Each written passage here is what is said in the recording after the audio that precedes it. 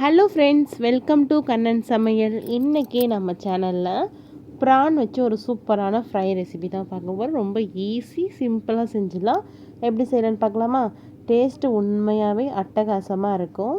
PRAN வந்து நல்லா clean பண்ணி எடுத்து வச்சுருக்கேன். இது கூட கொஞ்சம் மஞ்சள்தூள் ஆட் பண்ணியிருக்கேன். தனியாத்தூள் வந்து ஒரு ஸ்பூன் அளவுக்கு ஆட் பண்ணிக்கலாம். அதுக்கப்புறம் காரத்திற்கு மிளகாய் பிடியும் ஆட் பண்ணிக்கலாம். மிளகாய் பிடியும் ஒரு ஸ்பூன் கிட்ட ஆட் பண்ணியிருக்கேன். இது கூட கொஞ்சமாக தேவையான அளவுக்கு உப்பையும் ஆட் பண்ணிக்கலாம். கொஞ்சமாக பெப்பர் தூளும் ஒரு ஸ்பூனுக்கு ஆட் பண்ணிக்கலாம். கொஞ்சமாக புளி தண்ணி வந்து கரைச்சி ஒரே ஒரு கை, அதாவது வந்து ஒரே ஒரு துளி மட்டும் தெளித்து எடுத்துக்கோங்க. பாருங்கள், அதுவும் ஒரு ஸ்பூன் ஆட் பண்ணால் போதும். அவ்வளோதான். இதை வந்து நல்லா மிக்ஸ் பண்ணிக்கலாம். ஈவனாக மிக்ஸ் பண்ணிக்கலாம்.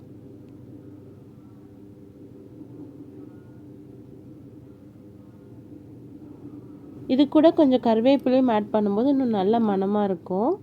அதனால் கருவேப்பிலையும் ஆட் பண்ணிவிட்டு ஒரே ஒரு ஸ்பூன் மட்டும் எண்ணெய் ஆட் பண்ணிக்கலாம். எண்ணெய் எதுக்காக ஆட் பண்ணுறோம் அப்படின்னா, இந்த மசாலாஸ் எல்லாமே உதிராமல் இருக்கும். அதனால தான் எண்ணெய் ஆட் பண்ணிவிட்டு நல்லா மிக்ஸ் பண்ணிக்கலாம்.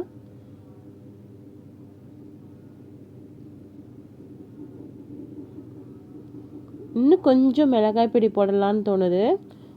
அதனால் கொஞ்சமாக மிளகாய் பொடி ஆட் பண்ணி நல்லா பெசரி எடுத்துக்கலாம். நல்லா பிசைஞ்சு மிக்ஸ் பண்ணிக்கலாம். பாருங்கள், எவ்வளோ சூப்பராக இருக்குது பாருங்கள். இது சிம்பிள் தான், ஆனால் டேஸ்ட்டு பார்த்திங்கன்னா செம்மையாக இருக்கும். சும்மா ஈவினிங்கில் ஸ்நாக்ஸ் மாதிரி சாப்பிட்லாம். இது ஃப்ரை பண்ணாலே சும்மாவே சாப்பிட்ருவாங்க பசங்கள்லாம். அவ்வளோ டேஸ்ட்டாக இருக்கும். நான் இன்றைக்கி ஒரு தோசை பேனில் தான் ஆட் பண்ணுறேன். நார்மலாக தவாவில் கூட ஆட் பண்ணிக்கலாம். எண்ணெய் கொஞ்சமாக விட்டுட்டு எடுத்து வச்சுருக்கேன். அதாவது இது வந்து எவ்வளோ நேரம் ஊறணும் அப்படின்னா, ஒரு 15 மினிட்ஸ் ஊறணும். அதுக்கப்புறமா எடுத்து ஃப்ரை பண்ணிக்கலாம்.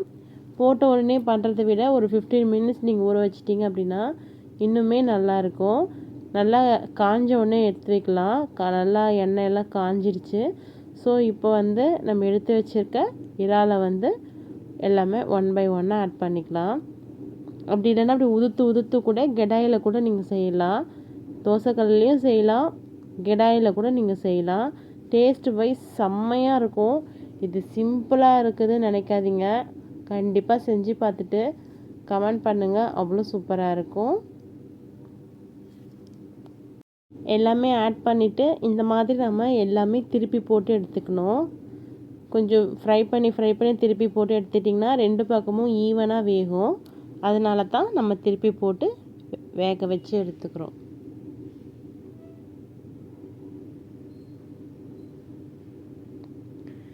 இன்றைக்கி எங்கள் வீட்டில் இறால் வந்து இது வந்து கொஞ்சம் ஃப்ரை பண்ணி எடுத்திருக்கேன். கொஞ்சம் வந்து இறால் தொக்கு பண்ணியிருக்கேன். தொக்கு வீடியோவும் நம்ம சேனலில் இருக்குது, கண்டிப்பாக பாருங்கள். அதுக்கப்புறம் இன்றைக்கி சின்ன மீன் வந்து வாங்கியிருந்தேன். குளத்து மீன், சின்ன மீன் தான் வாங்கியிருந்தேன். அதுவும் கொஞ்சம் குழம்பு வச்சுருக்கேன். ஃப்ரை பாருங்கள், சூப்பராக ரெடி ஆகிடுச்சு. அவ்வளோதான். இந்த மாதிரி கலர் நல்லா சேஞ்ச் ஆகி நல்லா சுருண்டு வெந்திருக்கணும் இறால். அவ்வளோதாங்க, செம்மையாக வந்திருக்கு பாருங்கள். கண்டிப்பாக நீங்கள் ட்ரை பண்ணி பார்த்துட்டு எப்படி இருந்ததுன்னு சொல்லுங்கள். இந்த வீடியோ உங்களுக்கு பிடிச்சிருக்கும்னு நினைக்கிறேன். பிடிச்சிருந்தா மறக்காமல் ஒரு லைக் பண்ணுங்கள். நீங்கள் போகிற ஒவ்வொரு லைக்கும் எனக்கு ஹெல்ப்ஃபுல்லாக இருக்கும். கண்டிப்பாக ட்ரை பண்ணுங்கள்.